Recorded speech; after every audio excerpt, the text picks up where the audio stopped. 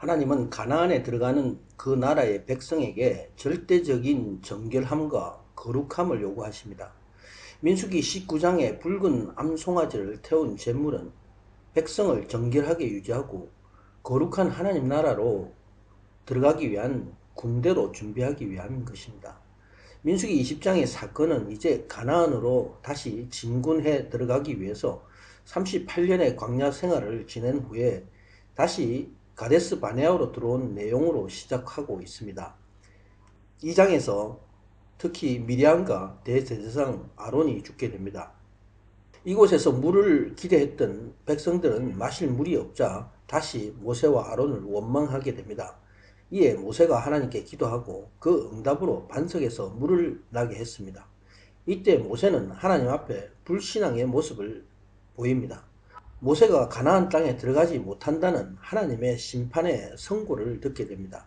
오늘 본문은 반석에서 물이 나오는 이적과 이에 따른 모세의 실수에 대해 말씀하고 있습니다. 이스라엘 백성이 출애굽한 지 40년째 유대력 정월이라 말씀합니다. 이스라엘 자손의 온 회중이 신광야 북쪽의 가데스 바네아에 다시 들어와 거하게 됩니다. 38년의 징계 기간이 끝나고 다시 가데스 바네아로 돌아온 것입니다. 이때 모세의 누나인 미리암이 죽고 장사되었습니다.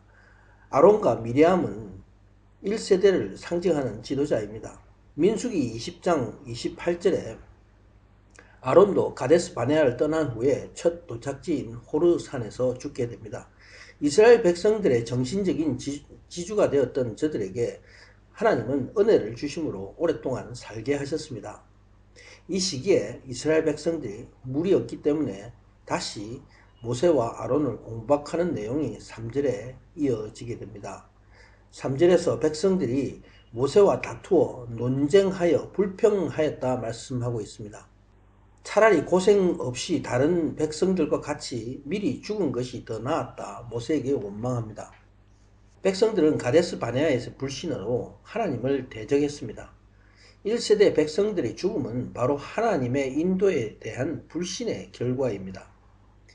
이 불신으로 이스라엘 백성들의 1세대가 광야에서 여호수아 갈렙을 제외하고는 다 죽게 되는 하나님의 심판을 받게 된 것입니다.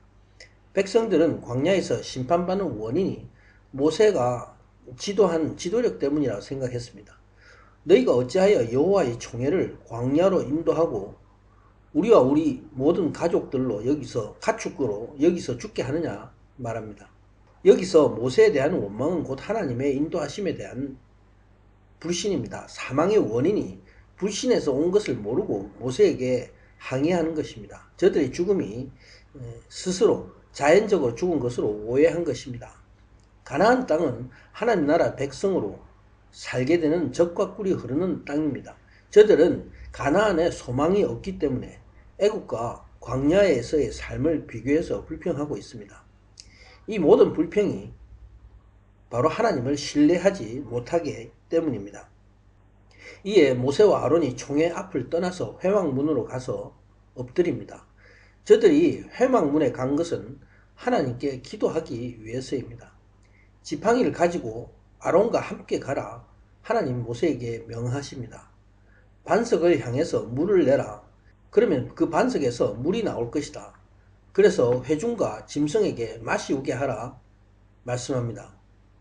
이에 모세가 하나님 앞에서 지팡이를 잡았다 말씀하고 있습니다. 이처럼 모세가 하나님 앞에서 지팡이를 잡았다는 것은 곧 하나님의 권능을 의지하는 모습입니다.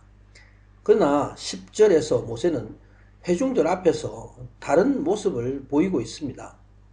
모세와 아론이 총회를 반석 앞으로 모았습니다.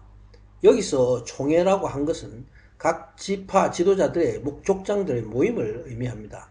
모세는 저들에게 패역한 너희들아 들으라 말씀합니다. 우리가 너희를 위하여 이 반석에서 물을 낼 것인가 보라 말씀합니다. 여기서 우리는 이스라엘 총회를 향해서 격분한 모세의 모습을 보게 됩니다.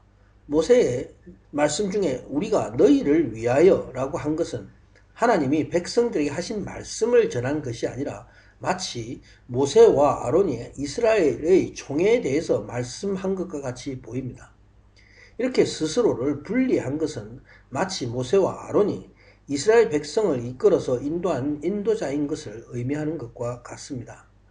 하나님을 합해서 우리라고 모세가 얘기를 했다 하더라도 이 표현에는 모세 자신의 격분한 감정의 모습을 숨길 수가 없습니다. 모세와 아론은 단지 하나님의 종으로서 하나님의 명령을 전달해야 합니다. 근데 패역한 너희를 위해서 우리가 물을 낼 것인가 보라. 이렇게 자신의 위치를 잃어버리고 어느 사이인가 하나님을 넘어서 하나님을 대신하는 교만의 모습을 우리는 보게 됩니다. 모세는 반석을 향해서 명하기만 하면 되는 것을 손을 들어서 지팡이로 반석을 2번 쳤습니다. 이렇게 헬기의 모습은 바로 하나님께 대항하는 불순종의 모습인 것입니다. 그럼에도 불구하고 하나님은 반석에서 많은 물을 나오게 해줬습니다. 350만 명 이상의 백성들과 짐승들에게 충분한 물이 반석에서 일시에 나오게 하신 것은 하나님의 초자연적인 권능입니다. 절벽과 같은 바위가 갈라지고 그 안에서 물이 쏟아져 나왔습니다. 이에 회중과 짐승들이 반석에 나오는 물을 마셨다 말씀합니다. 하나님은 모세와 아론에게 너희가 나를 믿지 아니하고 이스라엘 자손의 목전에서 내 거룩함을 나타내지 않았다 말씀합니다. 그러므로 이 총회를 하나님이 지시하시는 가나안 땅으로 들이지 못하리라 말씀합니다. 이스라엘 백성들이 하나님이 부어주시는 사랑과 은혜를 모르고 불평하는 것과 같이 사람들은 지금도 항상 역사하고 계시는 하나님의 권능을 모릅니다. 하나님의 은혜를 모르는 삶을 살고 있습니다. 매일 우리에게 숨을 쉴 수 있는 산소를 주시고 살 수 있는 땅과 자연을 주신 것을 너무도 당연하게 알고 사는 것과 똑같습니다. 성경은 이를 이스라엘 백성이 하나님과 다투었다 표현하고 있습니다. 백성들은 이 물을 하나님과 다투었다는 의미로 머리바 물이라고 명했습니다. 이스라엘 백성들이 불평하며 하나님을 대적했지만 하나님은 이 일로 심판하지 않으시고 오직 하나님의 거룩하심을 나타내셨습니다. 아멘.